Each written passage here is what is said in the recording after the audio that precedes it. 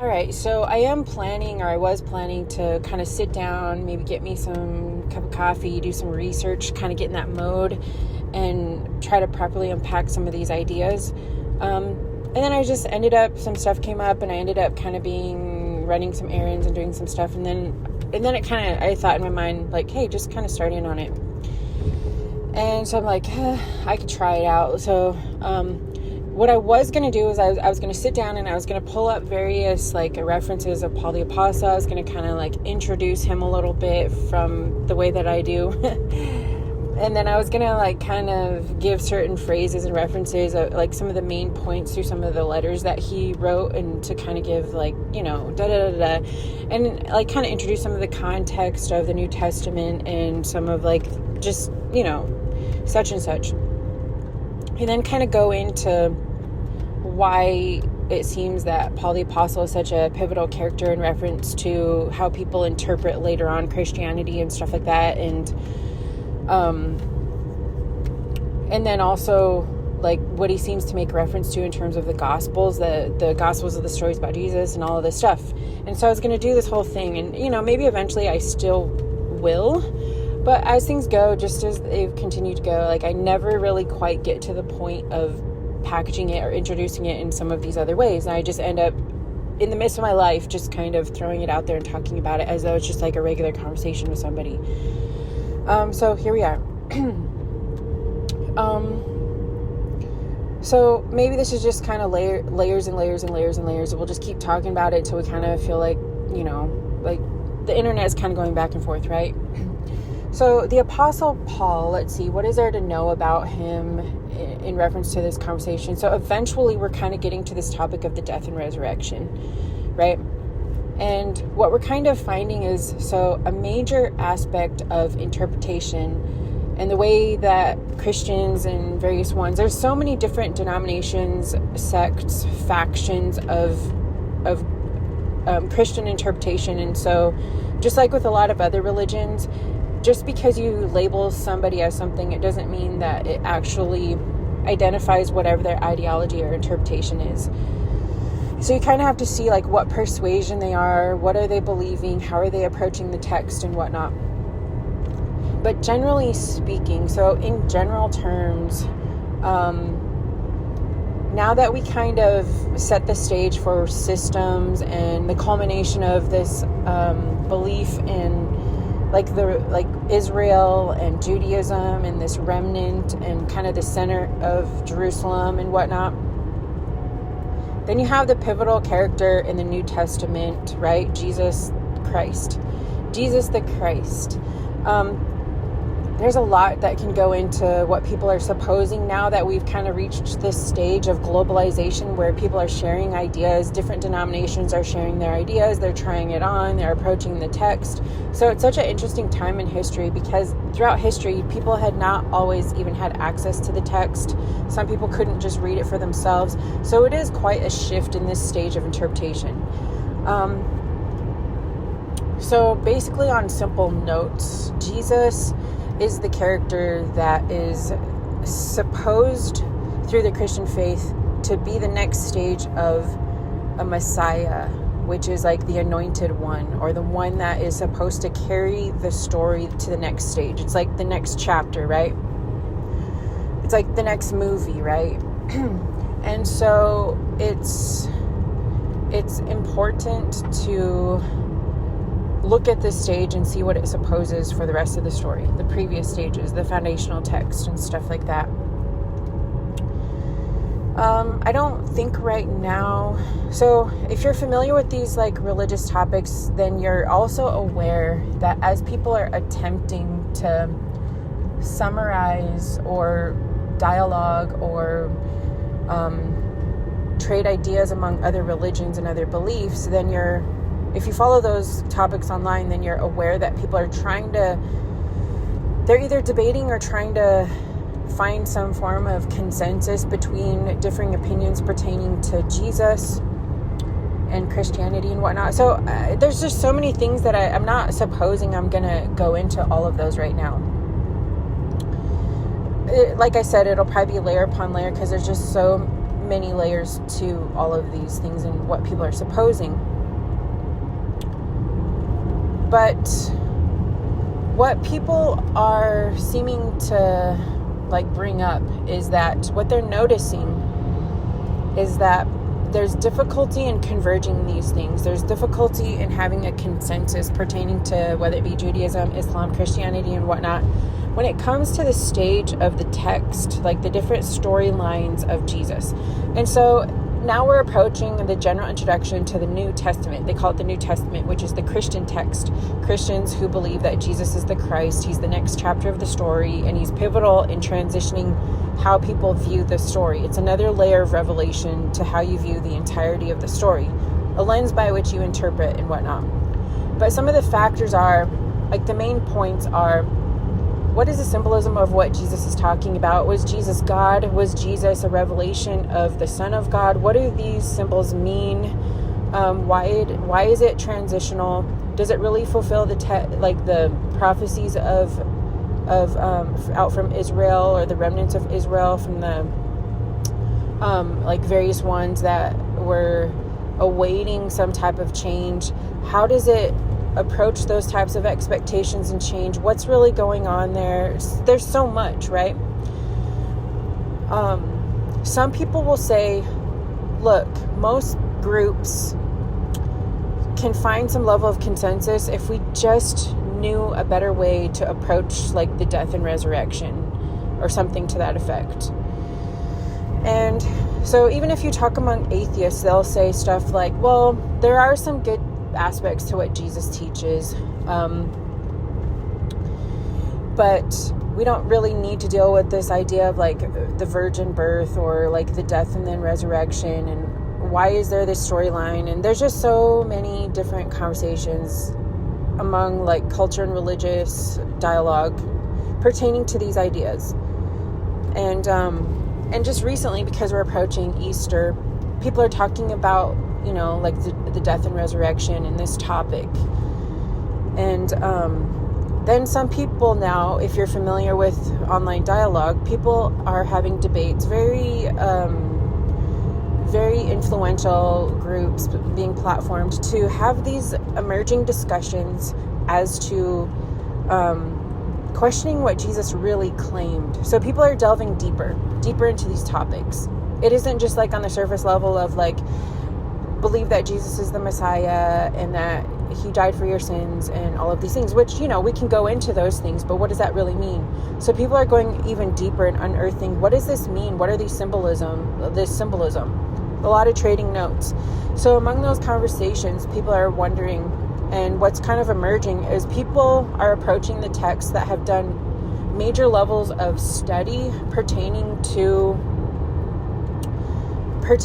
actually just looking at the text. So if you're familiar with the New Testament, the first 4 books, Matthew, Mark, Luke, and John, are what they call the gospel messages. The gospel messages are 4 different accounts from different ones that were disciples of Jesus, that had been within the experience of Jesus during, when Jesus was alive, and basically documented through these letters their storyline. And so Matthew, Mark, Luke, and John are the gospel stories. They're the stories that are giving revelation, or giving the occurrence of Jesus. So people look at those and they take certain forms of examining those texts that are attributed to the life of Jesus, and they have to approach it in a variety of different ways. They have to look at what is this type of a genre, this writing form, what was going on historically,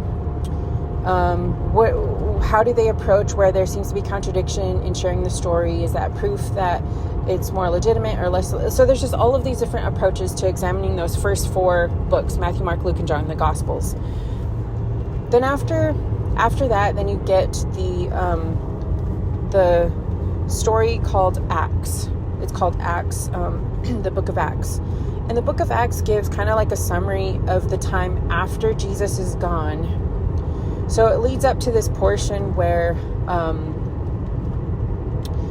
the death and resurrection, and then Jesus ascends into the heavenly domain, and the disciples then have to carry forth the movement, and it's pre-told to them these things that are kind of like vague references of what will happen.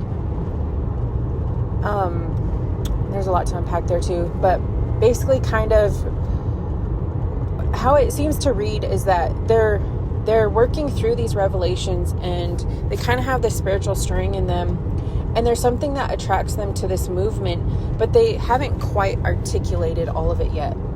They need another new revelation, but they're kind of functioning in this, like, they're drawn to this movement, and Jesus gives them some forms of like vague reference that there's these shifts and these things that will take place, and to carry forth this message, and that Jesus has to basically like leave so that this like spiritual movement can kind of be precipitated and quickened. There's a lot that goes into unpacking that, but basically what it references and points to is that the shift that Jesus set into place will have to carry forth through a spiritual revelation that would then take hold within people. And so they call it like the Holy Spirit, you know, like the spiritual counselor, or like a spiritual revelation, like encompassing people from within. And then that will be the reference point of like God, because there's all this other symbolism that Jesus talks about in reference to transitioning this movement from a physical temple to like a temple of the like your flesh and body is part of building this new temple. So the new temple will be built within a spiritual movement residing within people, and then people are what is being built together, and then that movement will produce this spiritual interconnectedness and then become a means by which transforms and changes unto the ends of the earth, in reference to God, the creator, and whatnot. They so what seems to like it comes across as like they don't know this, like they're just kind of, it's not just in a blind faith, but a level of faith, but also they're resonating with this movement, and there's aspects of it that keep concurring with this kind of like transformative, transcendent interpretation, adhering to like the previous foundational teachings. And so basically it's being revealed little by little to them through these mechanisms like that are resolving the portions and justifying and fulfilling the prophecies, but not in a way that they thought. And so it's challenging them every step of the way. It's like being developed as like kind of, you know, there's references in the older scripture, like a light unto your path, like kind of blazing the trail. And so each step of the way they're evolving and refining the story, but they don't have a full understanding of what it's going to lead to. And so basically in retrospect, so you get this story where in the book of Acts is the stage where Jesus is gone. So it arrives upon that portion of the story where Jesus is gone, and they're starting to put two and two together as to they're starting to understand that he had said. So they're drawing upon things that Jesus had said, and they're starting to piece it together, because this whole thing is like shifting in ways they didn't expect. There's a lot of references that they didn't even expect him to be crucified. They didn't expect things to develop in the way that it did. They were kind of surprised at that type of confrontation. So he's like, prior to it happening, he's kind of revealing it to them, but they still don't quite understand. So it's still developing, and it's still drawing upon them, and they're still having these like quickenings and awakenings, and it's causing them to think like, okay, this thing didn't die yet. This movement is still going. And so then they're taking these times to reflect on, well, what was it that Jesus said? There's a stirring, and we're trying to figure out this stirring. And so this becomes the stage where it's like the spiritual stage of revelation, where it starts to encompass this spiritual movement that starts to quicken within them and reside within them. And so the book of Acts starts out as them starting to reveal that story. It kind of introduces like, so it says like Jesus is gone, and then there's this movement that starts to happen, and the disciples are still trying to interpret it as culminating in this like renewal within Israel. But then it shifts to where like they're kind of asking about that, and they're still awaiting it to all be fulfilled in the way that they think. But then it shifts to where it begins this spiritual movement. And so it starts taking this level of evolving and not really like shifting into the way that they thought. So this becomes the stage where it documents how the story started to unfold, and how it's the stage of development among the disciples, where they start to become kind of like the hands and feet of this movement. And they start referring to the stuff that Jesus said, and they're starting to piece it together, like, oh, this is what he meant, and then this and that, da da da da da. So the movement in the book of Acts is growing, and there's some tension there. There's some tumult and confrontation and things going on. And in the midst of it, they're growing spiritually, but they're also finding it's another complex level of growth where it's kind of like where the rubber meets the road, where it comes into confrontation with societal, your everyday logistics and your life, and just all of these things happening, while at the same time there's this kind of pending tension growing among some of the provinces of Rome, and intersecting with them, and intersecting with the establishment of the temple, and the establishment, politically. And so all of these things are intersecting. And so they're trying to keep this spiritual movement alive. And they also have these complexities that are developing where they have to figure out how to navigate just everyday logistics of stuff, and societal or in-group fighting or interpretation. And so it kind of tells a story of them going through that. So that's kind of the book of Acts. Partway through the book of Acts, then, it also documents some of the oppression that they're faced with, and they get in the midst of this, it documents some of the persecution that broke out amongst them within Jerusalem, in the regions and whatnot. And so among the persecution is, then we're introduced to this character, Saul. Later he'll be called Paul, but at the time he's called Saul. And he is basically what would you call it? Among the religious establishment, supporting these efforts to put a stop to this movement, this Christian movement, this the way of Jesus, this spiritual movement. And so he's basically wanting to put a stop to it.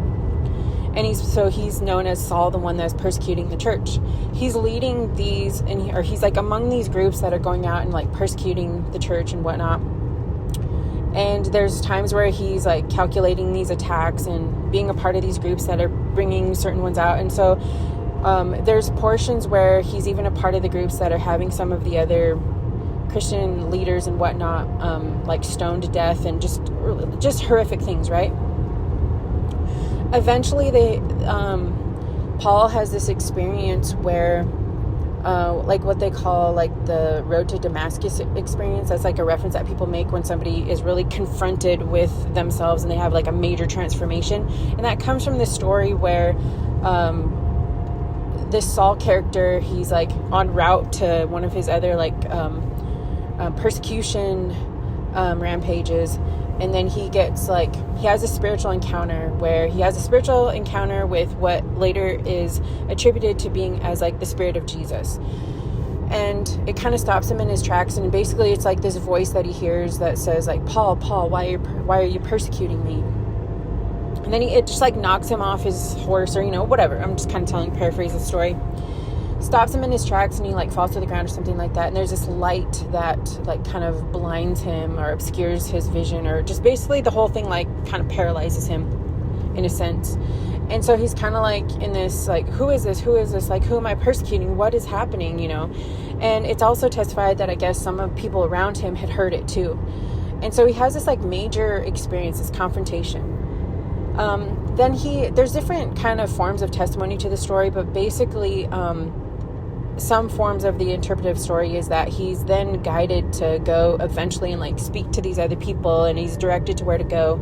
And he kind of has this transformative spiritual moment where he realizes what he's been doing is wrong, and he just kind of shifts his whole stance and realizes that there's truth, because he had such fervor in his oppression against persecuting the church and against this way of Jesus and whatnot. And now he just is totally shifted, because he realizes it kind of pulls all of that ideology out from under him, where he realizes he's wrong. And so then he kind of totally has a 180 switch in his life, and he's called to go to this. He's still blinded, or still kind of in this this in between of this confrontation. So then he's directed to go and speak to this certain people that are involved in the Christian movement. So he goes and he speaks to these people, and he kind of submits to it, and I think they pray with him. They kind of have this like interaction. Fast forward, then he finally gets this like blindedness or this like stupor like relieved and lifted off of him.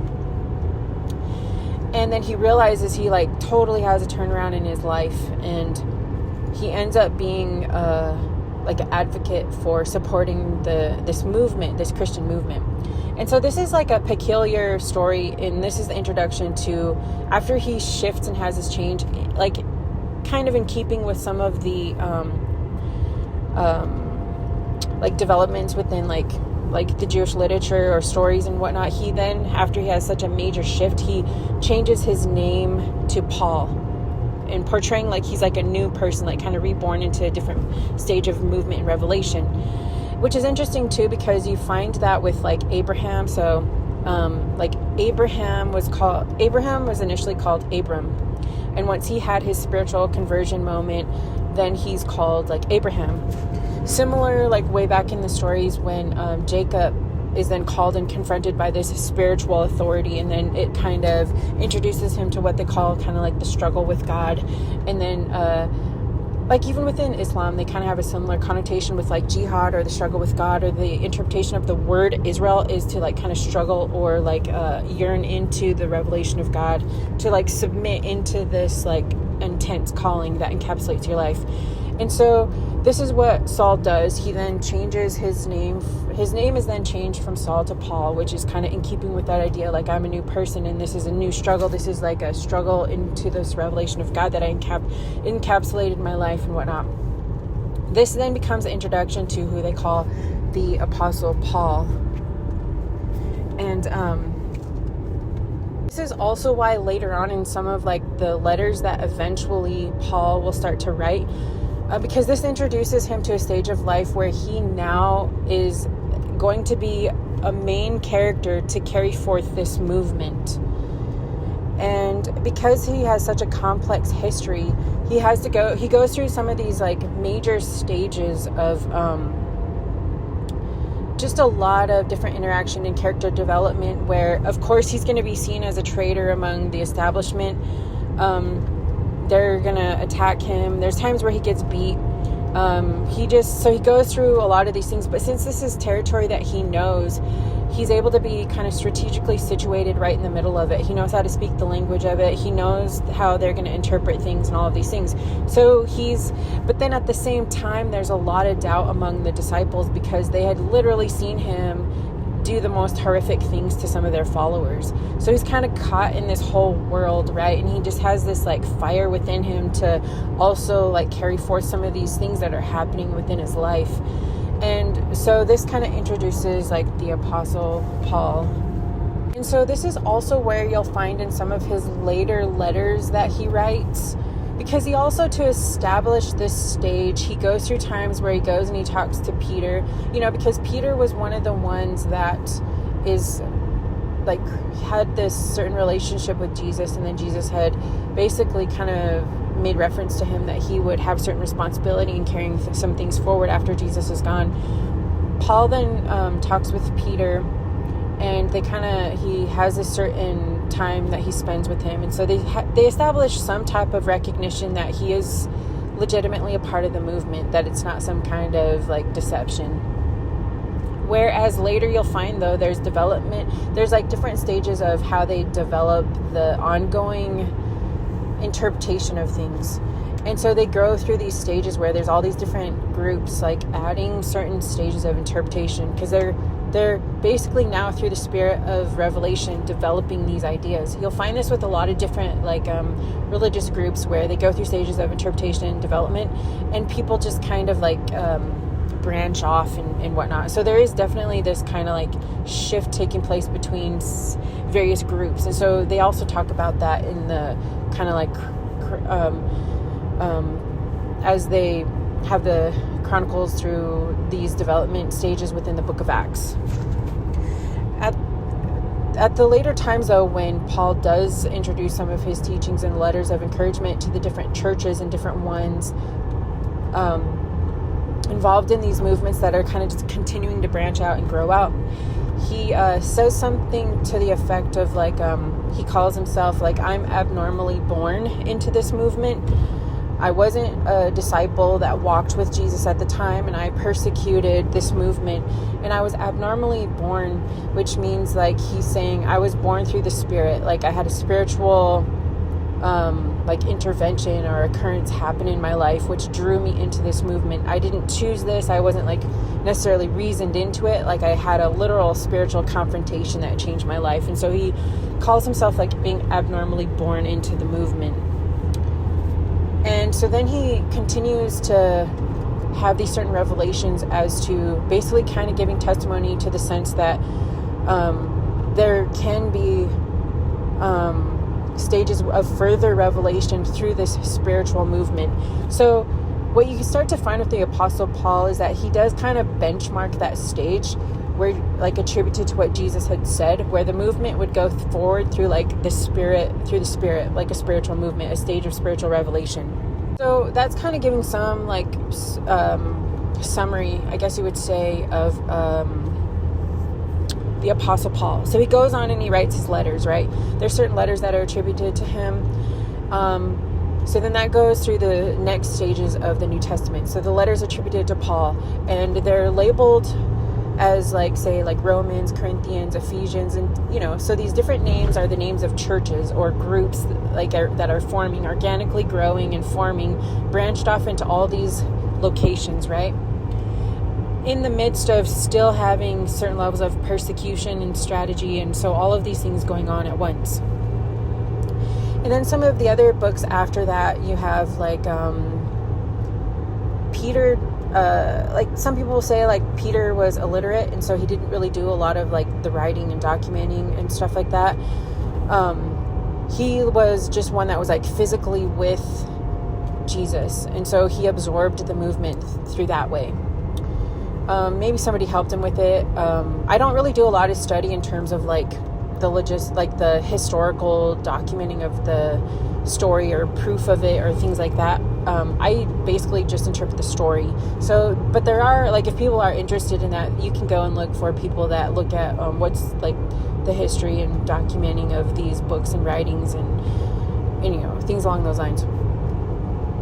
So then you have like Peter has a short letter, Peter 1 and 2, I believe it is. And then there's the disciple John, has like John 1, 2, 3, and they're pretty short.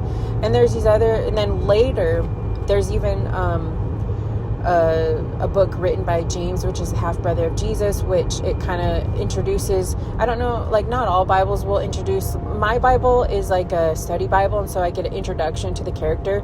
And so the introduction to the book of James basically summarizes he's the half-brother of Jesus, and he didn't really believe that Jesus had some kind of unique anointing, because it was like his brother. He was like, I don't know, this is Jesus, and I don't know that I believe that all of these like unique things are internally happening within him. Later, though, after he just continues in the revelation, and some of the things happen that he said would happen, James eventually does believe. And so it says like after the death and the resurrection of Jesus, or, you know, we'll get to this topic. We're trying to get to this topic of the resurrection. After the death and resurrection and the occurrences that happened, then James does believe like, oh, he really was, something unique was happening in his life. So then there's just kind of, James believes after that, and he's part of the disciples as well. And so then there's other really short letters, and then you get to the book of Revelation, which is placed at the end. And people say that the book of Revelation is later like an apocalyptic genre that is documenting the movement for the people, because they're going through tremendous amounts of persecution. And so it's said that it's written by the disciple John after he is taken captive, and they're trying to put a stop to the movement as they're confronted by, like, at that time, the growing oppressive like Roman movement. And so then you get the book of Revelation, which kind of gives like an overview within kind of like a competing apocalyptic narrative of the time. So it's written with like a similar fashion of those movements and stuff going on. And it basically serves to be a counter reference to their movement being unto a new kingdom, as opposed to, at that time, there were similar genres of writing pieces that were attributed to what they would call at the time the God kings. So like kings at the time that would attribute to themselves divinity and power, and were like oppressive dominions over people's lives, and they were actually oppressing the church at the time. And so that's like the genre that the book of Revelation is written in. And then that's why it makes reference to like provinces, different units of groups, which they in that book attribute as like the different scattered churches. And it also makes reference to like kings and dominions and powers and the functions of these powers through like the Babylonian market, and the false attributing it to God and being of God and sons of God or children of God, but then how in practice it's like a Babylonian oppressive power of dominion. So that's kind of the language you get in the book of Revelation, very much on a systemic level, the collision of kingdoms and whatnot. So rewind, that's like an overview of the New Testament, right? It's still awaiting this type of like systemic like freedom, this new kingdom. So that's why they have these languages of like this free kingdom, and the mechanism by which they're supposed to be able to usher in this new kingdom and have these attributes of spiritual freedom and connection to God is through this, like, the question of this Jesus movement and how it's going forward. And they don't really know. Like, it's not like there's this full map that's given to them of all these things. There's just little hints of interpreting certain portions and certain teachings, but it's kind of like they have to unearth or interpret what those things mean. And so in the midst of this, we have this development where you have the Apostle Paul and Peter and various ones, right? Some of the conflict that they find themselves in is that they are getting pushback from, like, it starts out as a Jewish movement, and then it branches out into what they call, like, kind of like the Jews and the Gentiles that kind of merge together. And then there's like a difficult stage where they have to negotiate between, what does that look like in this shared space for this movement? And so they go through stages of evolving what it means to be a part of the movement, because in like previous times, they didn't have to worry too much about negotiating on certain protocol and whatnot. But now that they're reaching a stage of development, it's becoming more and more complex. And so they find themselves having to figure out, how do we identify now that it's like a mixture of Jewish and Gentile? So there's just these continual stages of evolving, right? And so at the time, though, they're getting this major pushback from what is kind of like the Jewish establishment. And there's different factions among the Jewish establishment as well.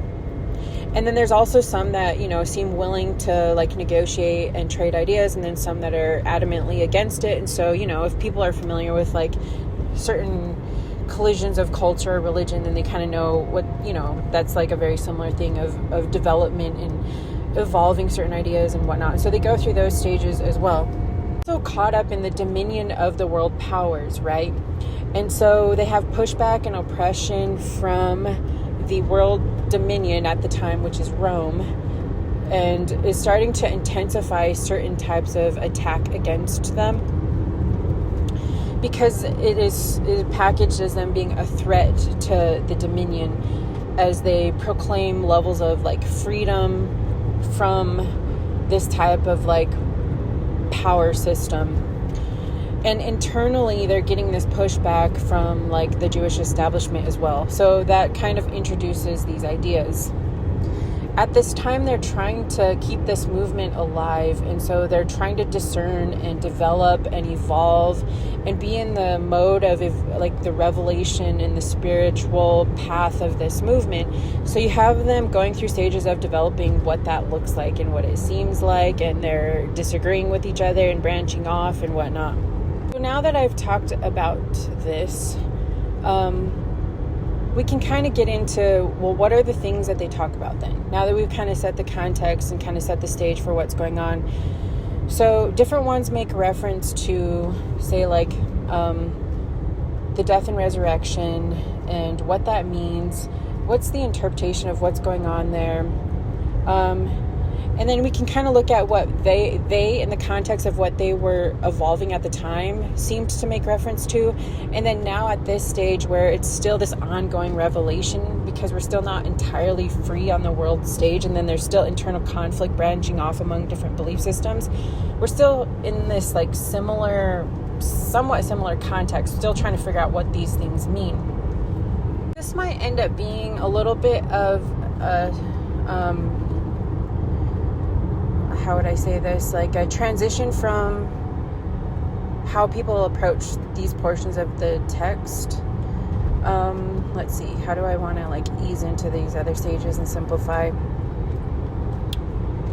I've introduced other ways that I'm approaching the text, and I call it systems theory, where I'm looking at the systems and the kingdoms and whatnot. And I'm kind of reading some of the context and getting a feel for the story from that level of approach. And, you know, maybe some other groups do that as well. But a lot of times people are looking at like the personal, they're kind of like looking at the story as, you know, people just accept Jesus as their personal savior. Like you've heard that before, like their personal savior, and they believe in the death and resurrection. And then they just like, how would you say it? Like, try to preserve those beliefs, and through the word and the name of it, they try to maintain a level of preservation and standing firm in those beliefs and ideas and whatnot. I'm not exactly saying that I'm at odds with that, or I'm just, I guess, kind of like suspending some of those ideas in some sense, because I'm approaching it from a different angle, as I was saying, as the system and the effect of it pertaining to the kingdoms and whatnot. And there'll still be a level of looking at it, you know, like, well, what do those kind of ideas mean, and what does that generate in terms of like your personal... There's a sense where when you're reading this, there's the sense of your personal spiritual experience inescapable in relation to looking at the system that we find ourselves in. So there's like the individual and the collective, if you want to think about it in like philosophical terms. But you can't always separate that. You know, there's certain types of like occupying forces and kingdom dominion, and then there's like the individual experience, and you can kind of say that you have freedom to work out your like personal spiritual progress, which there is a sense, there's kind of a balance between that. You work out, there's a sense of like adhering to and recognizing a type of like spiritual adherence to certain ideas, and then working out the refining of that criteria in your spiritual practice. There's that portion. But now it's kind of shifting to this greater, larger question that seems to encapsulate the story, which is the systems and the kingdoms, right? And I'm simply just taking the angle of acknowledging that as we pan out, and we're looking at this now that we've reached the stage of like globalism and things like that, looking at it from the systems, and how do we interpret the story from that lens as well, and incorporate these things and try to, you know, do some interpretive work. Along these lines, let's see, now people might say, well, weren't you going to come around and then so talk about like the death and resurrection? And so I'm trying to get there. But I wanted to try to get there through this stage of also looking at the Apostle Paul. And not just Paul, but there's some things that Peter had said in his short letters that he wrote and some of the other letters. But people will say a lot of times, so at the table, the sharing table of like the trade of ideas, people a lot of times will find difficulty with Paul. Because as I was saying, or I was leading up to saying, people are looking at the Gospels, so the Matthew, Mark, Luke, and John, the beginning books, where it makes reference to different angles and different testimony as to the story of Jesus, and comparing those notes and looking at, so if we are supposed to go forward with adherence to Jesus, let's get to know this Jesus character. And so they look over these stories, and then they think, all right, what are we to interpret about this Jesus character? And so they look at those, you know, this seems like a reasonable approach. So they look at those books and they think, well, what do we gather about Jesus? What is it that he's claiming? What is he actually doing? So we're finding that as people, more people from different walks are approaching these texts, they're coming up with these different questions and ideas, and they're starting to develop these like just looking at and examining what did Jesus actually say? If we're just looking at these books, what did he actually seem to make reference to? And so one of the emerging conversations that various scholars are having is, wait a second, Jesus actually, some are supposing this. Jesus actually didn't claim to be God. And some of these, as we compare it to other types of genre at the time, seem to mean something different about virgin birth and resurrection. And so some people that in the past have had a hard time approaching these texts are finding that they can both like this character Jesus, and he seems to have some good teachings, and he does seem to be a character that confronts the system at the time, and they can still appreciate this character without having to solve for like the death and resurrection, the virgin birth, and the miracles and stuff like that. And so they're finding, as they're reading some of the Gospels, they just don't feel as confronted with that stage of things, right? And they're just okay. Like, you've heard other world leaders, and I think it was a teacher or a leader, spiritual leader in India possibly, that had said, we don't really have a problem with Jesus. It's just some Christians that we have difficulty with because they don't act like Jesus. Some levels of inclusivity and kindness and transformative, like, spiritual values that Jesus had. And so we do find that people don't always have a problem with this character Jesus. When you read about him in light of what he's confronting, there's some likable things about Jesus. It's just that as it's set into practice on the world stage, there's other groups and people seeking to represent Jesus that their approach is harmful, offensive, corrupt towards other groups. But, also there's been very loving people that do follow more in the path and the transformative values of Jesus that, so it's like a whole mixture of experiences, right? And so people are developing these ideas and literally looking at the text and trying to utilize the text to make these interpretations. There's a lot to be said there, so that'll probably be another video where we go into, like, what did Jesus actually claim? And you'll find there already are some really good conversations pertaining to that topic developing online. Like, what did Jesus actually claim to be God? What did Jesus actually claim? You'll find, so people are developing those ideas. They're trying to figure out more about Jesus. But what they're finding now is that it's hard for them to keep going with that stage of resolving this conflict with religion and Jesus, because they say Paul the Apostle is like a problematic character. If we didn't have Paul, then we could just be okay with accepting some levels of, like, the things we like about Jesus. So they sometimes like Jesus more than they like Paul. And so now we're getting this confrontation with the Apostle Paul. Like, he's the one that's attributed to sending the message out into the world, being a huge influence in the development of what eventually becomes this understanding of Christianity. Some of his interpretations are difficult and confronting, and it's hard to just kind of square them with Jesus. And so you find different ones interpreting this stage of Paul as like, well, he wasn't really one of the disciples. So they're trying to kind of figure out how to approach Paul. Just cut him out of the story. Maybe he's not as pivotal of a character. He's making claims that Jesus didn't seem to make. He's continually talking about the death and resurrection, and Jesus didn't really talk about it that much. Jesus talked about some of these other character values and other things. And so how do we approach Paul, right? What it seems like to me when I'm, entering into this discussion at this stage, this is why I'm taking the approach of addressing this topic of Paul to return back to this question of Jesus and the death and resurrection and what seems to be going on there. And I think what's also important for people to realize is that these are still kind of pending. So this is like a generalized overview of things, but most of these issues, there's like some portions that they're functional, but they're not entirely resolved yet. So I think that's important for people to understand, and that's why there's so many different branches of people supposing interpretation. So if you also think about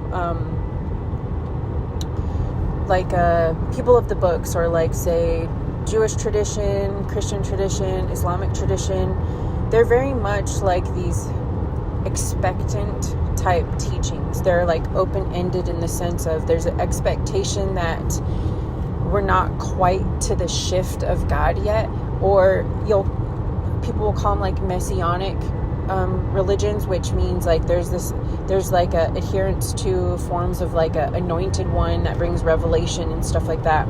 And there's this culmination of things awaited as in terms of like the world kingdom shift and a confrontation with the kingdoms and interpretations of this gridlock of the temple and holy spiritual revelation, things along those lines, right? And so there's very much still, like, even though there's certain doctrine and belief and interpretation that help kind of bring it forward and preserve these things, even those are kind of like wrestled through, like spiritually still evolving and being refined to account for what is like developing more and more into like this globalization, and then from there what it looks like and what the shift will be and things along those lines. And along those lines, it involves like examining life, looking at life, and what is truth, and how do we align these things and whatnot. Along these lines, something important, I think, let's see, I'm trying to develop this as I go, right? Like I said, I was going to sit down and kind of do more of a study, but I'm trying to just force myself to articulate some of these ideas, and then I'll just keep going over it, with various levels or layers, as I was suggesting.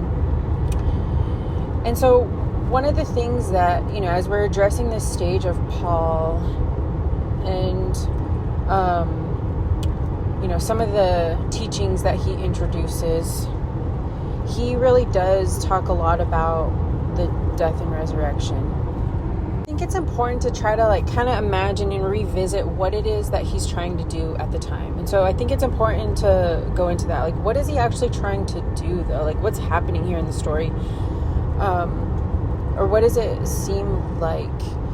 I do think it's important to at least try on this idea that they're responding to kind of like a experience, an inward experience that they're trying to articulate. So they don't exactly have the full reveal of what they're going toward.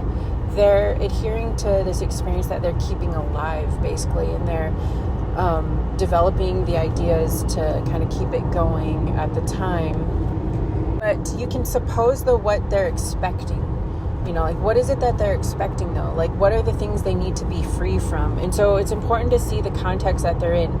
The context of things they need to be free from is the world dominion and these false god kings that are basically oppressing populations and forcing them into false worship through the market and through all of these other things, these levers and functions that basically are creating these animating, occupying forces over people and forcing them into this improper emperor worship and stuff like that. So that's one aspect of freedom that they're looking for.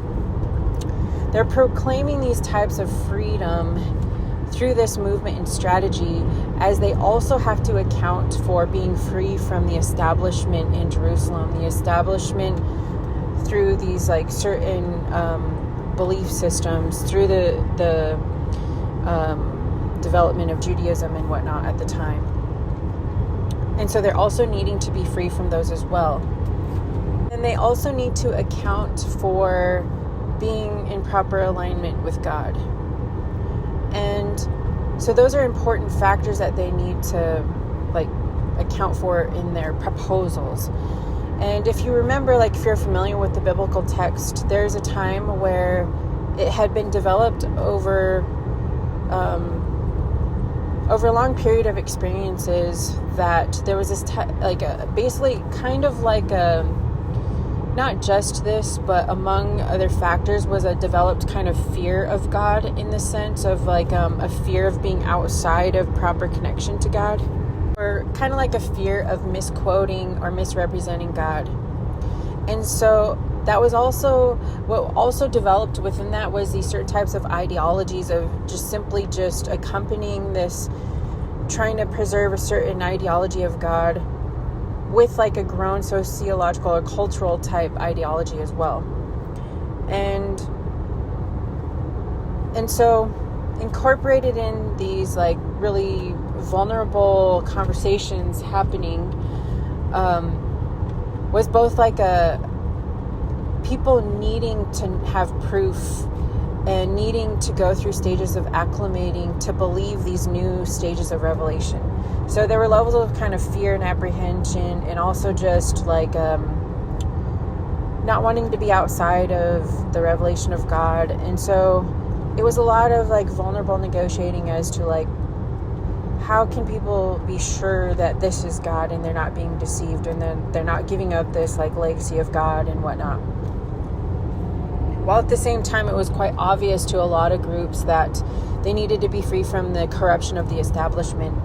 But this is why a lot of the movement, even some of the disciples, kept thinking that all they needed to do was get rid of the corrupt establishment and then put in a new group that was like better aligned to God, and then reestablish that authority.